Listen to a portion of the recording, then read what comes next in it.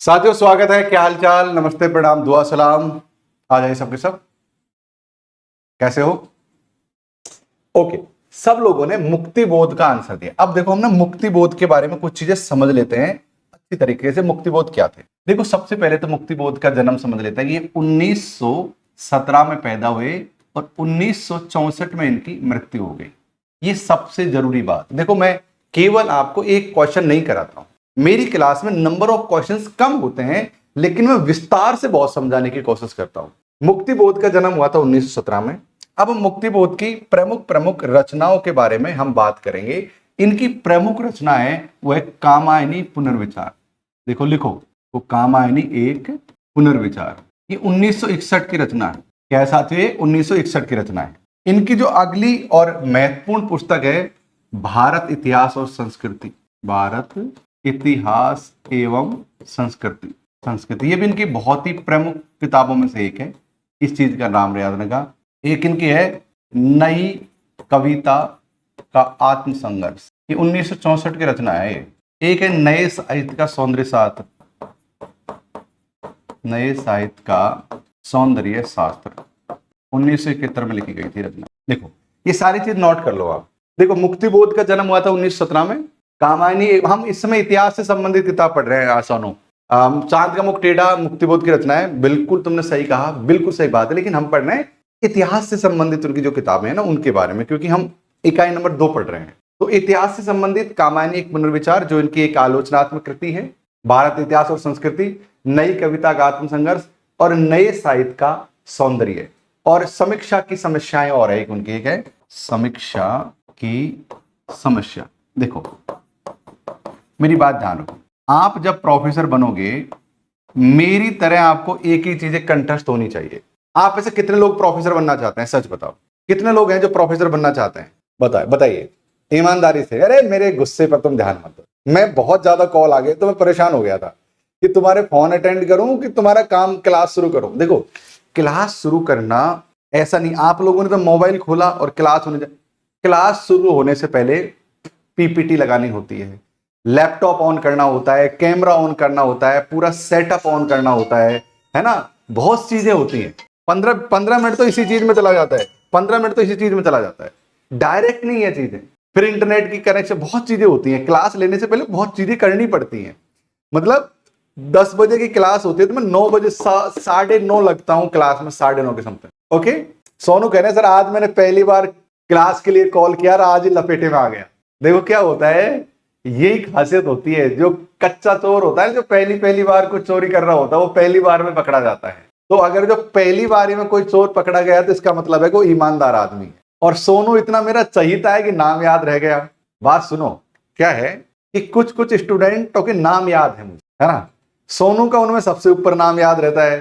तो सोनू अहिवार, सोनू अहिवार, सोनू सोनू सोनू सोनू, इतने बार कॉल हो गए। उनके बाद तो मिलने दे मुझे, सबसे पहले सोनू की टांग खींचेंगे ऐसे।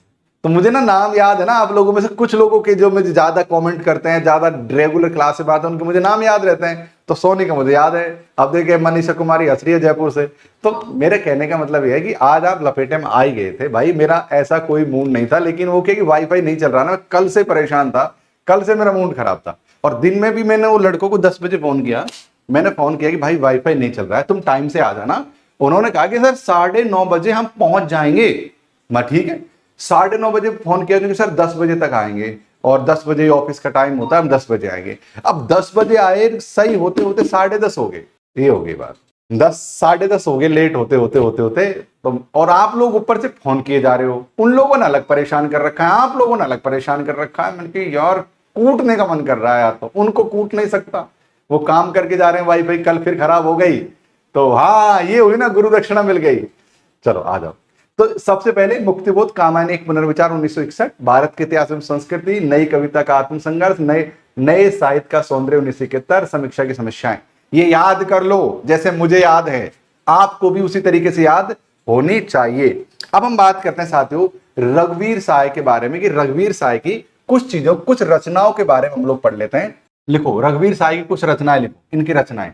जैसे मुझे एक एक चीज याद है, मैं चाहता हूं आप लोगों को सबको एक एक चीज याद हो जाए। सीढ़ियों एक इनकी प्रमुख रचना है, वह सीढ़ियों की धूप।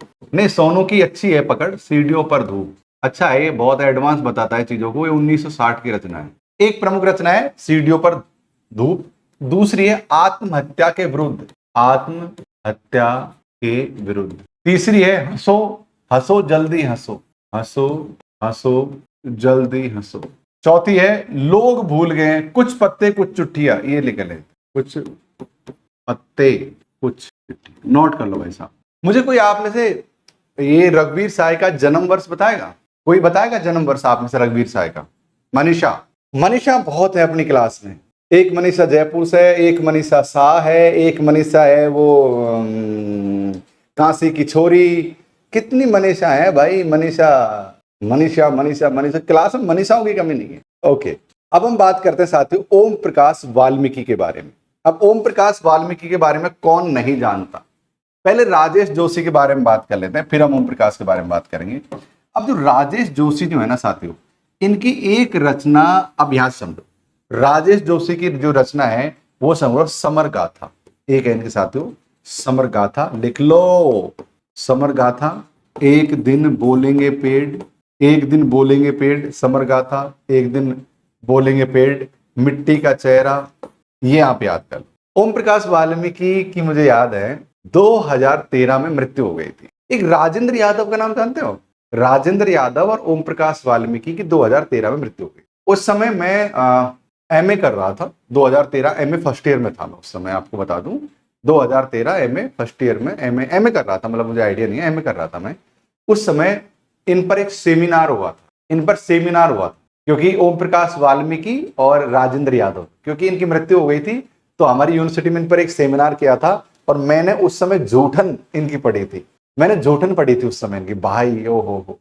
आइए अब हम पढ़ते हैं ओम प्रकाश वाल्मीकि के बारे में, उनकी और बात करेंगे। ओम प्रकाश वाल्मीकि की आत्मकथा है बहुत महत्वपूर्ण, इनकी महत्वपूर्ण आत्मकथा। कब लिखी गई आत्मकथा? कौन सी है? जूठन। सन बताओ कब लिखी गई? मोस्ट है इसलिए पूछ रहा हूं, जूठन कब लिखी गई थी बताओ? मनीषा, सोनू, एवरीबॉडी बताइए कब लिखी गई, बताओ कब लिखी गई? स्नेहा कह रहे सर 1998 में लिखी गई थी। आसपास हो मनीषा, स्नेहा। और बोलो कुमारी चिंता, चिंता जी, ए जी चिंता जी बताओ, चिंता जी बताओ। अंजलि कह रही है 1997 में, अंजलि बिल्कुल सही है। रचना लिखी गई थी 1997, शाबाश अंजलि, 1997 में लिखी गई थी झूठ। और ओम प्रकाश वाल्मीकि का जन्म और बता दो मुझे आप, इनका जन्म कब हुआ था? मृत्यु तो मैंने आपको बता दी, इनका जन्म वर्ष बता दो। मृत्यु 2013 में हुई है इनकी, जन्म वर्ष बता दो। मनीषा कह रही सर 1957, बोलो भाई और बताओ बताओ। इसने कह रहे सर जन्म वर्ष कमेंट करके बताओ। ओके, तो ये आप एक बार सब इसको नोट कर लो। हमने सबसे पहले पढ़ा कि भक्ति आंदोलन पर किस कवि ने गंभीरता से विचार किया, जिसमें पहला था मुक्तिबोध। मुक्तिबोध का जन्म हुआ था 1917 में, मृत्यु हुई थी 1964 में। उन्होंने क्या क्या लिखा? उन्होंने की जो उनका जो साहित्यिक जो है ना आलोचनात्मक ग्रंथ की बात कर रहा हूं, कामायनी एक पुनर्विचार, भारत इतिहास एवं संस्कृति, नई कविता का आत्मसंघर्ष, नए साहित्य का सौंदर्य, समीक्षा की समस्याएं। ठीक, उसके बाद में हमारा रघुवीर साय जी हैं। रघुवीर साय जी के सीढ़ियों पर धूप 1960, आत्महत्या के विरुद्ध, हंसो हंसो जल्दी हंसो, कुछ पत्ते कुछ चिट्ठियां। अब हम बात करते हैं राजेश जोशी की, समर गाथा, एक दिन बोलेंगे पेड़, मिट्टी का चेहरा। ओम प्रकाश वाल्मीकि आत्महत्या, जूठन 1997, ये इनकी साथियों प्रमुख रचनाओं में से एक। नोट करो, देखो आप जैसे कुछ बच्चों की नजर में ये हो सकता है कि ये सर ने केवल एक क्वेश्चन करवाया है और एक क्वेश्चन करने में ही इतना समय लगा दिया। नहीं, इस क्वेश्चन में मैंने कम से कम 10 क्वेश्चन आपके करवा दिए, समझ रहे हो ना आप? इस सवाल में मैंने एक ही सवाल से कम 10 सवाल आपको करवा दिए, केवल एक नहीं करवाया, क्योंकि मैं क्वेश्चंस के माध्यम से आपको इतना समझा देता हूं। आपको मैंने एक एक चीज, चारों इनकी किताबों के नाम मैंने आपको यहां पर लिखवा दिए। तो इसलिए कभी भी नंबर मत गिना करो कि मैंने एक क्लास में 10 क्वेश्चन कराए हैं या 20 क्वेश्चन कराए हैं या 30 क्वेश्चन कराए। मैं इतना चीजें आपको डिटेल्ड में जाता हूं ना कि दिमाग में रमा दूंगा मैं ये चीजें आपके। आप कहते हो ना सर हमें याद नहीं होता, आप जब किताब पढ़ते हो तो एक बार पढ़ते हो। अब मैं क्वेश्चन कराऊंगा ना तो मैं एक एक चीज, जितनी भी बार मुक्तिबोध आएगा मैं कविताओं के नाम, इनके नाम लिखाऊंगा। जितनी भी बार राजेश जोशी आएगा मैं लिखाऊंगा, जितनी बार ओम प्रकाश वाल्मीकि आएगा मैं ये लिखाऊंगा, जितनी भी बार रघुवीर साय आएगा मैं लिखाऊंगा। मतलब जितनी भी बार क्वेश्चन में अलग अलग ऑप्शन आएंगे मैं आपको लिखाता चला जाऊंगा। तो इतनी बार प्रैक्टिस प्रैक्टिस प्रैक्टिस प्रैक्टिस हो जाएगी ना, और एग्जाम तक हम प्रैक्टिस ही करेंगे। टिल एग्जाम डेट तक हमारे एमसीक्यू पीवाईक्यू चलने वाले हैं, टिल एग्जाम डेट तक। जिस दिन आप एग्जाम देने जाओगे उस दिन तक, ताकि इतनी बार प्रैक्टिस प्रैक्टिस प्रैक्टिस करवा दूंगा कि मजा आ जाएगा आप लोगों को। ओके, अब हम अगले क्वेश्चन पर चलते हैं। अगला क्वेश्चन है पुष्टि मार्ग की मान्यता क्या है। अब पुष्टि मार्ग क्या है, पुष्टि मार्ग की मान्यता ये मुझे बताइए। पुष्टि मार्गियों की मान्यता क्या है? भगवान से अनुग्रह पर भरोसा करना, स्वर्ग प्राप्ति में विश्वास रखते हैं, नित्य लीला में प्रवेश का विश्वास बनता है, प्रभा जीव सांस्कृतिक सुखों की प्राप्ति में लगे रहते हैं, विधि निषेधों का पालन नहीं करते। नीचे दिए गए विकल्पों में सही उत्तर का चयन आपको करना है। सही आंसर बताओ। अब मैं आपको पुष्टि मार्ग का मतलब समझाऊंगा कि पुष्टि मार्ग क्या है, संप्रदायों के बारे में भी समझाऊंगा कौन सा संप्रदाय क्या है। सर शाम को क्लास लेते थे तो अच्छा था, सुबह नहीं कर पाती हूँ। प्रियंका मैं बात समझ रहा हूँ बेटा आपकी, लेकिन क्या कि शाम को मेरे सामने पेपर 1 की समस्या भी होती है, पेपर 1 भी करना होता है ना, इसलिए मैं आपको प्रॉपर समय नहीं दे पाता आप लोगों को। अब तो मैं क्या प्रॉपर समय देकर पढ़ा देता हूँ। तो अभी हमने चीजों को डिवाइड कर दिया। दिन में मैं नहा धोकर मस्त माइंड से पढ़ाता हूँ। आज गुस्सा कर दिया है वो तो मैंने जानबूझकर गुस्सा कर दिया है आप लोगों को आशीर्वाद के रूप में, नहीं तो मैं गुस्सा भी नहीं करता, थोड़ा ठंडा रहता। आप इतने दिन से पढ़ रहे हो, गुस्सा उस्सा नहीं आता है। विद्या ददाति विनयम, आप विनम्र हैं, लेकिन कभी कभी क्या है कि गर्मी को गर्मी ही रोकती है, गर्मी को गर्मी ही काटती है। हाँ सोनिका जी गुड मॉर्निंग भाई साहब, गुड मॉर्निंग। हाँ ओके भाई साहब चले पढ़े। आप लोगों ने आंसर दिया कुछ? जिन लोगों को क्लास नहीं दिख रही है वो क्लास को बंद करके फिर से चलाते हैं। सब ने सी आंसर दिया। देखो मैं आपको एक चीज बता दूं भाई साहब, पुष्टि मार्ग की मान्यता क्या है। पुष्टि मार्ग के लोग ना भगवान के भरोसे छोड़ देते हैं खुद को। एक इसका सही आंसर ये है कि पुष्टि मार्ग के लोग क्या है, भगवान के भरोसे खुद को छोड़ देते हैं। तो सबसे पहले तो हमारा एक आंसर है कि ए। उसके बाद में साथियों स्वर्ग प्राप्ति में विश्वास नहीं रखते हैं। भाई ये लोग रखते हैं, ये गलत है। नित्य लीला में प्रवेश का विश्वास बना रहता है, बिल्कुल बना रहता है। प्रभा जीव सांसारिक सुखों की प्राप्ति में लीन रहते हैं, बिल्कुल सही है। तो ACD इसका सही आंसर है। सी इसका सही आंसर। अब हम इसकी बाल की खाल निकालते हैं। क्या निकालते हैं? बाल की खाल निकालते हैं कि ये होता क्या है पुष्टि मार्ग। क्या होता है पुष्टि मार्ग? कोई जानता है? ए भाई सोनू, राम, केसी, मनीषा, एवरीबॉडी कोई जानता है? स्नेहा आप में से कोई जानता है बाल की खाल निकालना है? स्मृति बताओ भाई, कुछ जानता है? अब हम बात करते हैं पुष्टि मार्ग की क्या है। एक ना सबसे पहले बात करो वल्लभ संप्रदाय के बारे में। आप लोगों ने कितने लोगों ने वल्लभ संप्रदाय के बारे में नाम सुना? वल्लभ संप्रदाय कोई बताएगा? वल्लभ संप्रदाय के बारे में कौन थे इसके प्रवर्तक? सूरदास को पुष्टि मार्ग का जहाज कहा जाता है, बिल्कुल सही बात है। तो अब एक और बताओ कि सूरदास जो थे वो पुष्टि मार्ग के जहाज क्यों बने? क्योंकि एक थे वल्लभाचार्य, उनके बेटे थे विठलनाथ, और फिर वहां से आए सूरदास। आता हूं, वल्लभ संप्रदाय के जो प्रवर्तक थे वो थे साथियों हमारे वल्लभाचार्य। क्या थे? वल्लभाचार्य। अब इनका जो दर्शन है वो दर्शन कौन सा था? आप मुझे इनका दर्शन बताओ कमेंट करके। देखो रिकॉल करो, याददाश्त कैसे आते हैं? रिकॉल करने से आती है। आपको रिकॉल करना है। आपको क्या करना है? रिकॉल करना है। मैं रिकॉल कर रहा हूं भाई, मैं आप लोगों से उम्र में बहुत ज्यादा बड़ा नहीं हूं, थोड़ा बहुत ही अंतर है, इतना एक बिलांत का अंतर है, चार आंगल का एक बिलांत का ही अंतर है, ज्यादा अंतर बस तुमसे मैं इतना ही बड़ा हूं, बस इतना सा, ज्यादा बड़ा नहीं हूं। पर चीजें रिकॉल करने से याद होती है। एक बच्चा कह रहा है मीमांसा दर्शन। वाद बताओ। चलो अब दर्शन से नहीं, तुम वाद समझो। वल्लभाचार्य इनका वाद कौन सा? वाद बता दो। चलो इनका कौन सा वाद है? अब बता दो वाद बताओ। अब इनका वाद बताओ, अब बता दो, बताओ वाद बताओ, वाद बताओ भाई, बताना है ये सबको। शुद्ध अद्वैत, बिल्कुल। जो इनका जो दर्शन था या वाद था वो था साथियों शुद्धाद्वैतवाद। अब इस चीज को ध्यान रखो, शुद्धाद्वैतवाद। अब यहां पर एक चीज जो सबसे महत्वपूर्ण निकल कर आ रही है वो ये है साथियों, ये शुद्धाद्वैतवाद को ही पुष्टि मार्ग कहा जाता था। इसलिए साथियों इसको ही क्या कहते थे? पुष्टि मार्ग कहते। क्या कहते साथियों? इसको ही पुष्टि मार्ग कहा जाता। जो शुद्धाद्वैतवाद है ना उसी को क्या कहते साथियों? उसी को ही पुष्टि मार्ग कहा जाता था। अब इसमें क्या है खास, इस चीज को यहां पर समझने का बात करते हैं। अब इसमें है साथियों कृष्ण को, यहां पर देखो महत्वपूर्ण चीज बता रहा हूं, हम नोट करो। श्री कृष्ण पूर्णानंद स्वरूप या पूर्ण पुरुषोत्तम पर ब्रह्म माना गया है। नोट करो इसे, अगली पंक्ति इसके बाद दिखाऊंगा। यानी कि ये एक भक्ति का रास्ता था जिसमें श्री कृष्ण की भक्ति की जाती, जिसमें श्री कृष्ण को क्या कहा जाता, श्री कृष्ण को कहा जाता है पुष्टि मार्ग, पूर्णानंद, पूर्ण पुरुषोत्तम, पर ब्रह्म माना गया है। किसको? श्री कृष्ण। अब यहाँ पे ना एक जरूरी चीज और मैं आपको लिखा देता हूं। जरूरी चीज ये है साथियों, यहाँ पर वल्लभाचार्य के कुछ ग्रंथ, वल्लभाचार्य के मैं कुछ ग्रंथ लिखा दूं आप लोगों को। वल्लभाचार्य के ग्रंथ कहाँ लिखा, इधर लिखा दो, नोट करो। अब हम बात करते हैं वल्लभाचार्य के ग्रंथों के बारे में।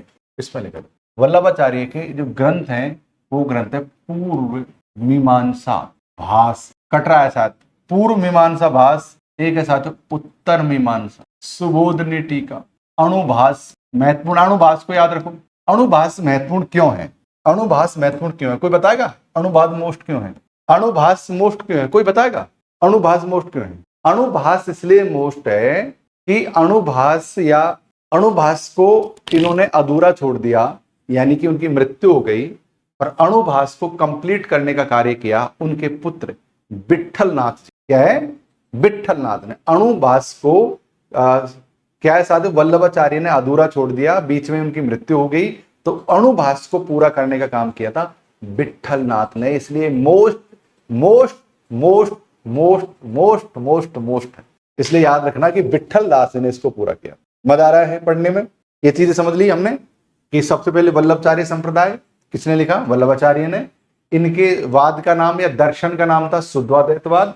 शुद्धाद्वैत को ही पुष्टि मार्ग कहा जाता है, और इसी पुष्टि मार्ग को आगे बढ़ाने का काम किया था विट्ठलनाथ ने, और विट्ठलनाथ के बाद में आगे काम किया सूरदास जी ने। इसलिए सूरदास जी को पुष्टि मार्ग का जहाज कहा जाता है। ठीक है, ओके। उसके बाद में श्री, इसको क्या है, भक्ति की चीजें क्या थी? इसको श्री कृष्ण की भक्ति थी, और श्री कृष्ण को पूर्ण स्वरूप ब्रह्मानंद माना गया। ठीक है, और यहां पर उन्होंने कई सारे ग्रंथ लिखे, जिसमें पूर्व मीमांसा, उत्तर मीमांसा, सुबोधनी टीका, अणुभास। और अणुभास को क्या है साथियों, अणुभास को विट्ठलनाथ ने पूरा किया। That's all. अब जब हम आगे और भी वादों के बारे में पढ़ेंगे, द्वैत क्या है, अद्वैत क्या है, शंकराचार्य ने क्या कहा कि ब्रह्म एकमात्र सत्य है, जगत मिथ्या है, यानी इन दोनों ब्रह्म और जगत के बीच में जो भेद करता है वो अज्ञान है, अज्ञानता माया के कारण होता है। तो ये सब चीजों को हम आगे एक एक बार नहीं, लगातार एग्जाम तक 10 बार पढ़ेंगे, आप लोग बिल्कुल भी चिंता ना। ओके भाई साहब, अब हम अगले क्वेश्चन की तरफ चलेंगे, लेकिन मेरा कमेंट पढ़ने वाला मोबाइल हो गया है डिस, तो उसको मैं लगाता हूँ चार्ज में, आप लोग इसका आंसर। मदद आ रहा है? नामदेव दलित थे, कहाँ जन्म हुआ था? सबसे पहले ये बताओ, इनका जन्म हुआ था अहमदाबाद में। दादू दयाल का जन्म अहमदाबाद में, कर्म भूमि राजस्थान में, जयपुर के पास कर्म भूमि थी इनकी, दादू दयाल की। दादू दयाल की कर्म भूमि जयपुर के पास थी, अहमदाबाद में जन्म हुआ इनका, गुजराती मानस था। चलो भाई साहब, अब हम समझते हैं बिसोवा खेचर या खेचरनाथ के बारे में। बिसोवा खेचर या खेचरनाथ के बारे में साथियों हम लोग एक बार यहाँ समझ लेते हैं। मोबाइल चार्ज हो जाने दो। आप लोगों ने आंसर दिया, दादू दयाल के बारे में हम लोग पढ़ रहे थे। दादू दयाल सुंदरदास, ये एक दौसा डिस्ट्रिक्ट है राजस्थान में, दौसा डिस्ट्रिक्ट के रहने वाले थे, सेठ थे, सेठ। और नामदेव आप जानते हो, मलुकदास आप जानते हो कि अजगर करे न चाकरी, पंछी करे न काम, और दास मलुका कह गए सबके दाता राम। याद है ये पंक्ति? कितने लोग जानते हैं कि अजगर करे न चाकरी, पंछी करे न काम, और दास मलुका कह गए सबके दाता राम। क्या साथियों, सबके दाता कौन है? राम है। मंगल भवन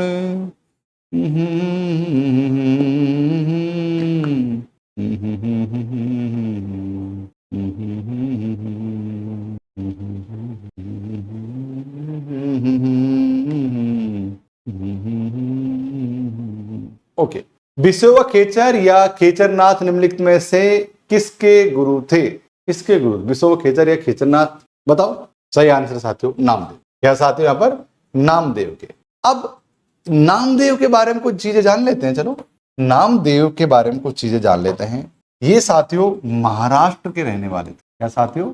महाराष्ट्र के संत थे। किसमें थे? महाराष्ट्र के संत थे। अब यहाँ पर सुंदरदास के गुरु कौन थे? दादू। मलुकदास के गुरु कौन थे? पुरुषोत्तम। नामदेव के दादू दयाल के गुरु कौन थे? दादू दयाल के गुरु, दादू दयाल के गुरु, दादू के गुरु कौन थे? दादू। नामदेव के गुरु दादू, और दादू के गुरु कौन थे? दादू गुरु। उनके गुरु कहते हैं गुरु वृद्ध भगवान। क्या थे? गुरु वृद्ध भगवान थे। कौन थे? दादू के गुरु। कुछ लोग कबीर भी बोल रहे हैं, कबीर थे क्या? कैसे पता लगाओ? दादू दयाल के गुरु का नाम, उनके गुरु का नाम बुड्ढन, जो मैंने कहा बुड्ढन संत थे, वृद्ध संत।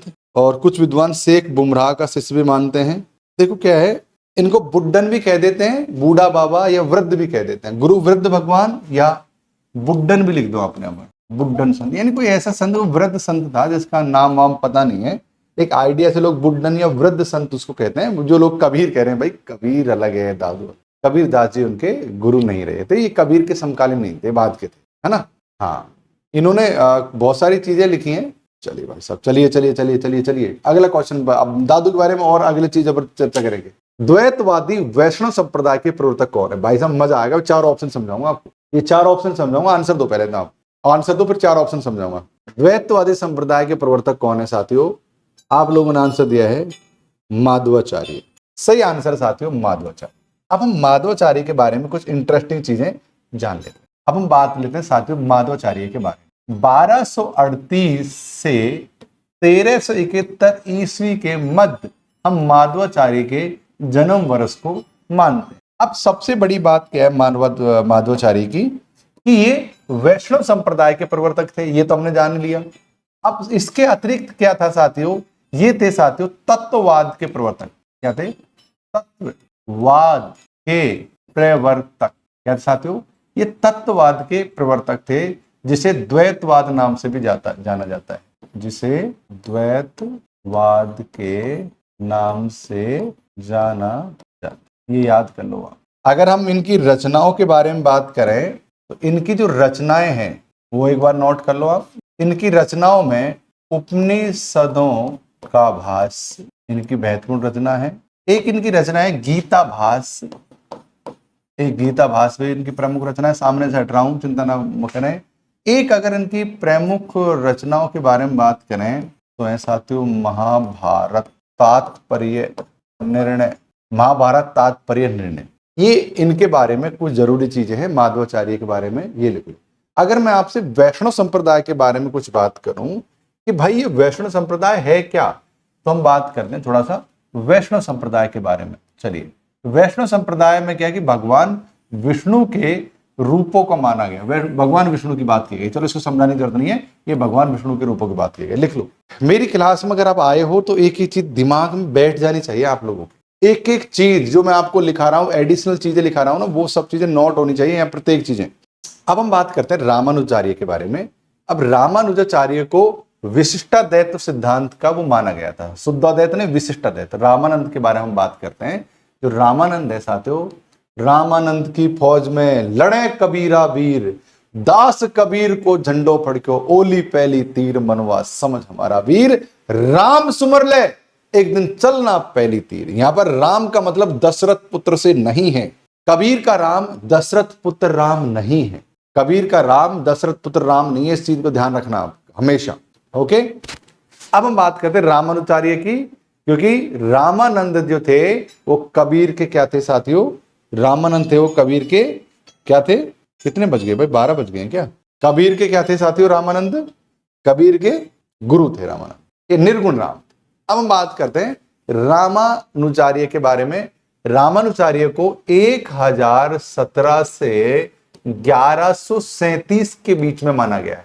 इस चीज का आप लोग ध्यान रखना, 1017 से 1137 के बीच में माना गया है। इसे विशिष्टाद्वैतवाद लिखो। इसे क्या साथियों? विशिष्टाद्वैत्व। द्वैत, देखो मैं आपको भी आगे वाली क्लास में द्वैत क्या होता है, अद्वैत क्या होता है, मैं आपको द्वैत और अद्वैत का भेद बताऊंगा। देखो, द्वैत और अद्वैत का भेद बताऊंगा कि द्वैत क्या होता है, अद्वैत क्या होता है। मतलब अगर आपने ये चीज समझ ली ना, तो ये लगा लो कि आपने पूरा दर्शन समझ लिया, पूरा। और जितनी भी चीजें आई है ना, ये शंकराचार्य के विरोध में आई है। अहम ब्रह्मस्मि, हम ही ब्रह्म, यहां से शुरू होती हैं सारी चीजें।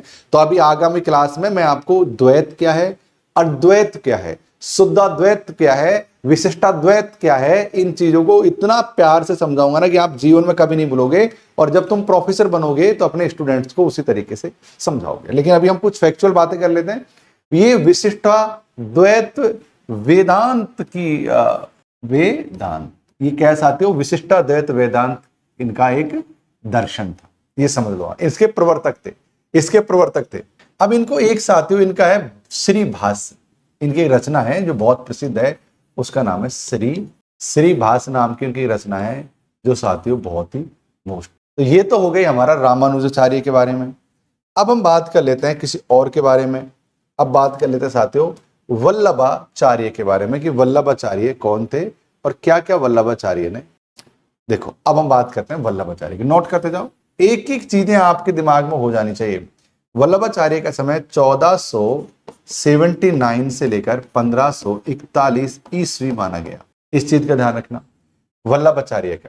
अब ये सगुण भक्ति कृष्ण, आप सभी को पता वल्लभाचार्य कृष्ण भक्ति की बात करते हैं, सगुण, ये सगुण कृष्ण भक्ति की लिखते जाओ, है ना, सगुण कृष्ण भक्ति। और ये से क्या थे, मैं थोड़ी देर पहले पुष्टि मार्ग के प्रणेता। पुष्टि मार्ग का जहाज किसको कहा जाता है, सूरदास को कहा जाता है, लेकिन वल्लभाचार्य ने पुष्टि मार्ग की शुरुआत की थी। ठीक है, अब इनकी प्रमुख रचनाएं जो मैं आपको पहले ही बता चुका हूं, लेकिन फिर से लिखा दूं, जैसा कि मैंने कहा कि मैं इतनी बार लिखाऊंगा कि आपको हर चीज याद हो जाए। सबसे पहली रचना इनकी अणुभाष्य, जो अधूरी रचना है, इस मोस्ट है इसलिए सबसे पहले लिखा रहा हूं।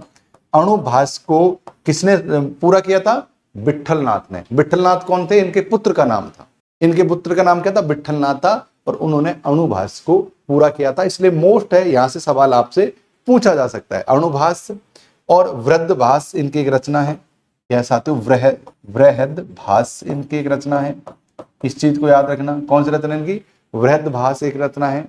भागवत की सुबोधनी टीका, भागवत तत्वदीप और पूर्व मीमांसा इनकी रचनाओं के नाम है, जो मैंने आपको थोड़ी देर पहले ही बताया है। पूर्व मीमांसा, उत्तर मीमांसा, सुबोधनी टीका, अणुभाष्य। ठीक है, ये इनकी पुस्तकों के नाम। अब कौन सा बच गया, अब बच के रामानंद की फौज में लड़े कबीरा वीर, और दास कबीर को झंडो पड़क्यो, ओली पहली तीर मनवा समझ हमारा पीर।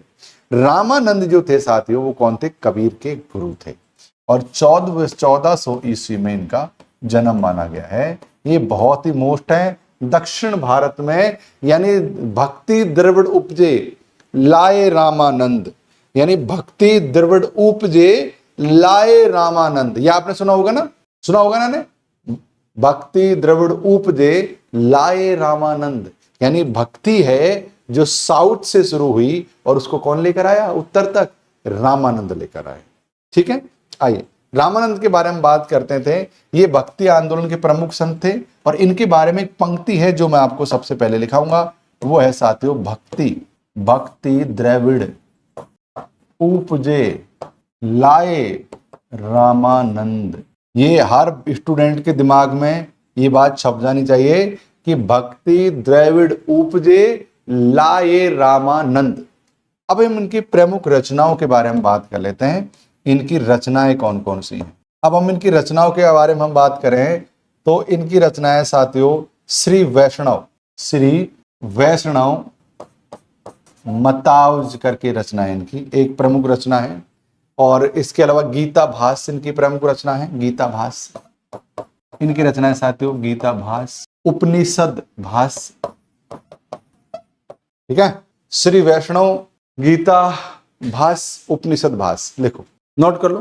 तो आज हमने क्या पढ़ा, द्वैतवादी सिद्धांत को पढ़ा, जो सबसे पहले हमने पढ़ा माधवाचार्य का 1238 से 1271 तक, तत्ववाद के प्रवर्तक जिसे द्वैत नाम से भी जाना गया, द्वैतवाद के नाम से भी।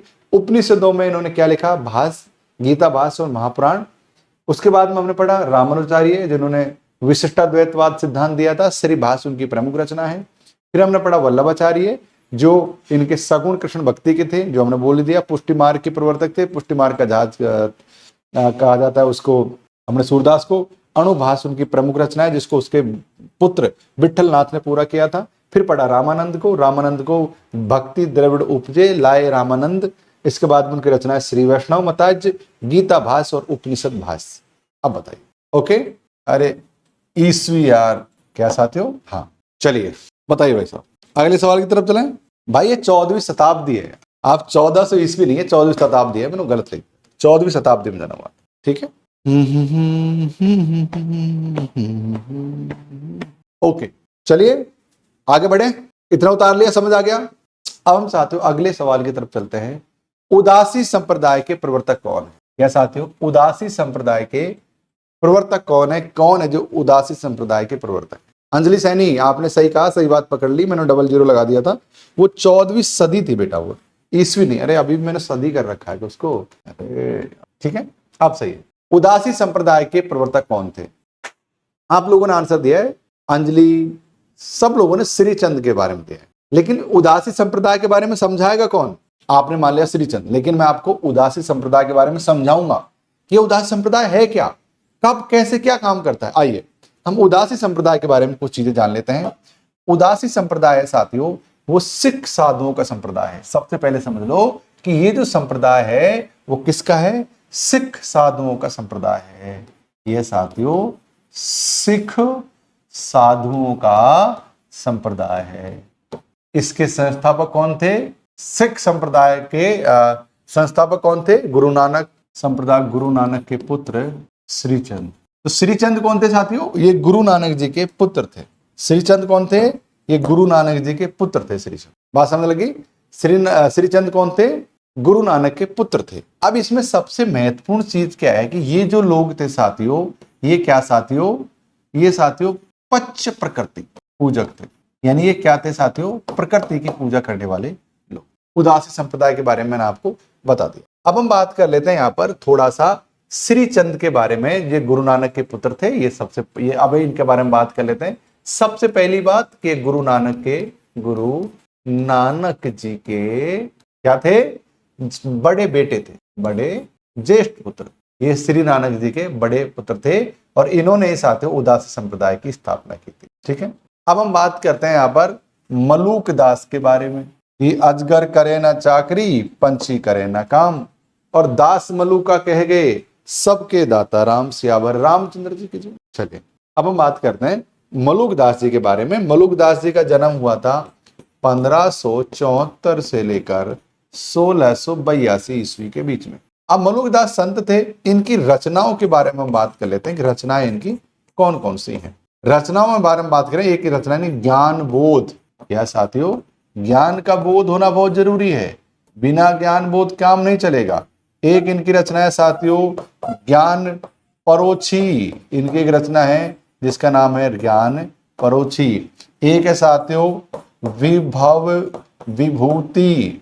विभूति नारायण मिश्रा का नाम जानते हैं आप, भाभी जी घर पर है। एक है रतन खान, इनकी रचना है रतन खान। एक इनकी रचना है भक्ति विवेक। क्या साथियों? भक्ति विवेक इनकी रचना है। एक रचना इनकी सुख सागर भी है, लेकिन जो आप जो सुख सागर का नाम समझ रहे हो वो उनकी नहीं है। एक रचना है ब्रजलीला, एक रचना इनकी ब्रजलीला भी है। एक रचना इनकी ध्रुव चरित्र भी है। आप चाहो तो ध्रुव चरित्र के बारे में भी लिख सकते हो। ये हमने साथियों इनकी सारी रचनाओं के कंठस्थ नाम आप लोगों को समझा दिए हैं।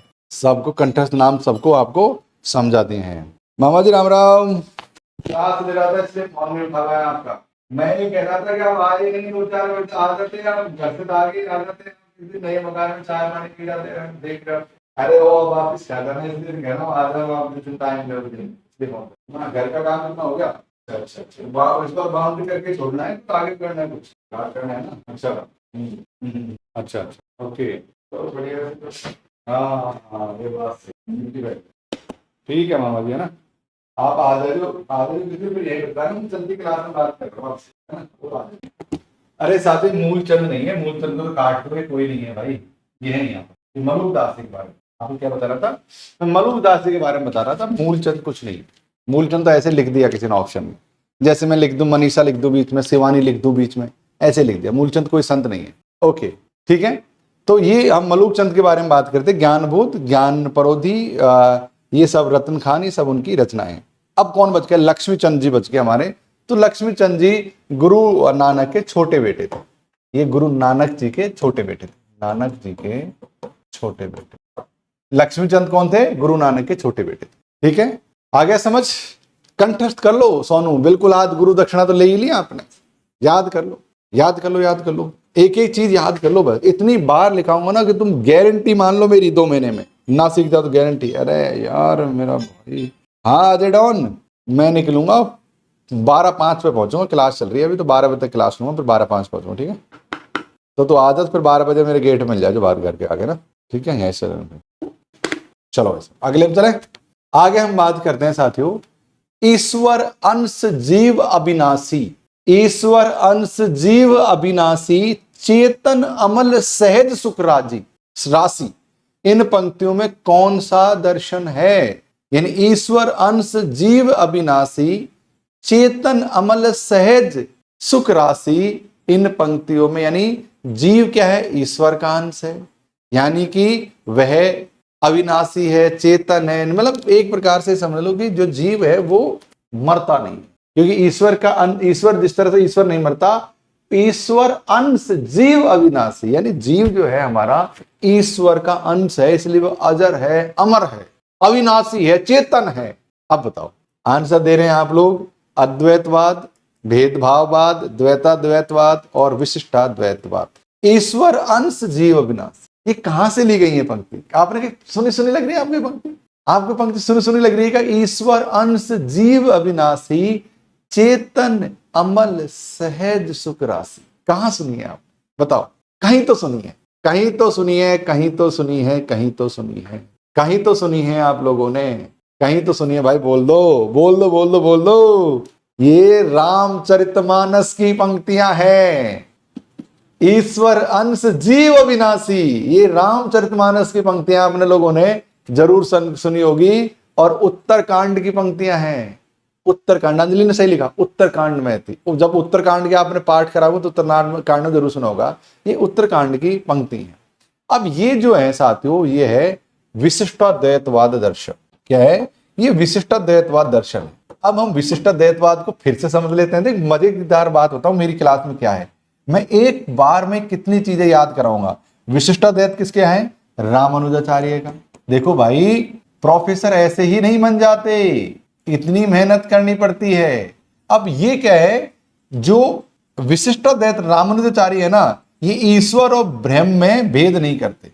ये क्या करते हैं? ईश्वर, मैं थोड़ा सा लिखा दूं, और ब्रह्म में भेद नहीं करते। क्या करते हैं? सत चित आनंद उसके गुण हैं। अर्थात आत्मा और ईश्वर, अर्थात आत्मा और ईश्वर, आत्मा और जगत ईश्वर। हट रहा हूं सामने से, जगत ईश्वर के अंश हैं। मतलब इसका मतलब क्या है? हट रहा हूं सामने से, रुक जाओ। ये कह रहा है कि जो जगत, आत्मा और जो जगत है ना, वो क्या है? ईश्वर के अंश है, ईश्वर के अंश है। देखो, रामानुजाचार्य ने कहा कि ईश्वर और ब्रह्म में कोई भेद नहीं है, सतचित आनंद उसके गुण हैं, अर्थात आत्मा और जगत ईश्वर के ही ये अंश हैं। ये कौन कहता है? विशिष्टाद्वैतवाद कहता है। अब हम ना एक बार अद्वैतवाद को समझ लेते हैं। सबसे पहले ना इसको समझ लेते हैं। इसको समझेंगे ना तो हम सारी चीजें समझ लेंगे। आइए अद्वैतवाद को थोड़ा संक्षिप्त में समझने का प्रयास करें। आप में से कितने लोग शंकराचार्य को जानते हैं, जिन्होंने अद्वैतवाद का दर्शन दिया? क्या दिया था? अद्वैतवाद किसने दिया था? शंकराचार्य ने। किसने दिया था? अद्वैतवाद शंकराचार्य ने दिया। अद्वैतवाद, ये साथ अद्वैतवाद है, किसने दिया? ये दिया था शंकराचार्य। अब इसमें क्या किया? यहां इसमें क्या किया कि अहम ब्रह्मस्मि, यानी मैं ही ब्रह्म।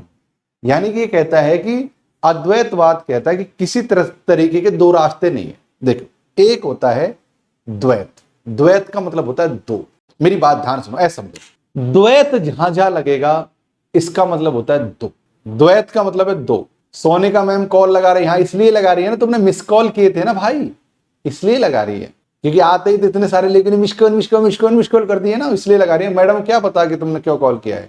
हम सब लोगों को कॉल करते हैं भाई, कोई समस्या हो तो बताओ, इसलिए लगा रही है कॉल। अद्वैत और होता है द्वैत। एक शब्द समझो, एक है साथियों द्वैत, इसका मतलब होता है दो रास्ते। एक होता है अद्वैत, मतलब एक रास्ता। अब रास्ता शब्द का प्रयोग मैंने क्यों किया? रास्ता का मतलब होता है कि भगवान को प्राप्त करने का रास्ता। अद्वैत, जहां पर कोई ऑप्शन है ही नहीं एक के अलावा, सब ब्रह्म सत्य है। देखो दो चीज है, एक है ब्रह्म और एक है जगत। ब्रह्म मतलब भगवान और जगत मतलब संसार। अहम ब्रह्मस्मि, एक देखो अद्वैत क्या कहता है, द्वैत ये कहता है कि एक ही ब्रह्म है, जगत की कोई जरूरत नहीं है, जगत तो मिथ्या है। यानी ब्रह्म एकमात्र सत्य है और ये जगत क्या है, मिथ्या। यानी कि उसको केवल एक ही ब्रह्म दिख रहा है। यह है शंकराचार्य। शंकराचार्य ने जगत की अहमियत को खत्म कर दी। इसके विरोध में और लोग आए, वो क्या ले रहे, द्वैतवाद लेकर आए। यानी कि दो रास्ते जिसमें जगत और ब्रह्म, जीवात्मा और जगत की बात करते हैं। आइए थोड़ा विस्तार से और समझ लेते हैं, आपको और मजा आने का प्रयास होगा। अब यहां पर ये क्या कहता है, इन्होंने क्या कहा कि अद्वैतवाद में क्या कहता है, अद्वैतवाद हमसे ये कहता है, जो शंकराचार्य ने हमसे कहा, इसने कहा कि आत्मा और ब्रह्म एक है।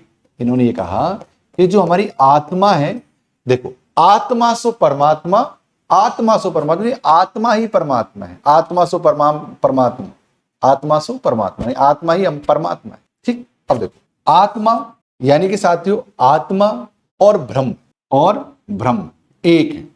इन्होंने कहा ये दो है ही नहीं, आत्मा और ब्रह्म एक है और जगत है ना वो मिथ्या है।